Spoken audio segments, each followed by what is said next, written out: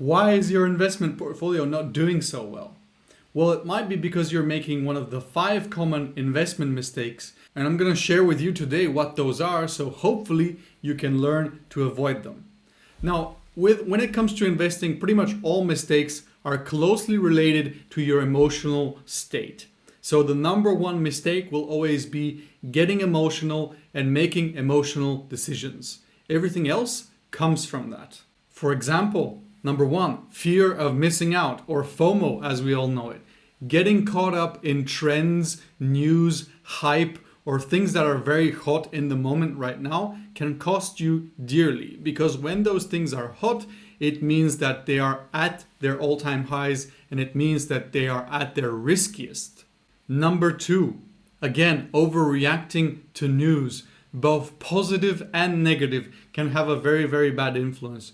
You need to be very stoic when it comes to your investments. So don't let the ups and downs of the market or the news or your life or anything make you fearful or excited. Because as always, those two lead to bad decisions. Number 3, very important one, confirmation bias. Now, this is especially prevalent in crypto, but it's always seeking out information that confirms what you believe in. That can lead you to going down a rabbit hole, an echo chamber, where you see that everyone else agrees with you, but that might be just because you're living in a bubble instead of in reality. And as we know, bubbles in markets tend to be a bad thing. So avoid getting locked into an informational echo chamber, because you do want to be able to see people who disagree with you, because they can potentially bring to light new information that can help you make more informed decisions. Number 4,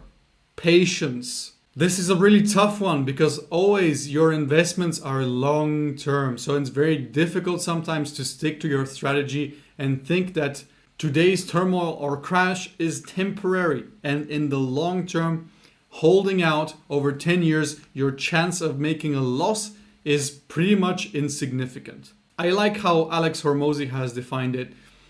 Patience is just finding something to do in the meantime. So don't get too focused on your portfolio. Don't get too focused on your holdings, because that might mean you will lose patience. So just find something else to distract yourself with.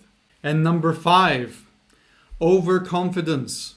Never let your ego lead you to believe that you are smarter than the market, or smarter than God, or smarter than anybody else, because that might just be your downfall. And there are plenty of examples of experienced professionals which let ego or overconfidence get in their way, especially when they were using leverage to make insane bets which went against them.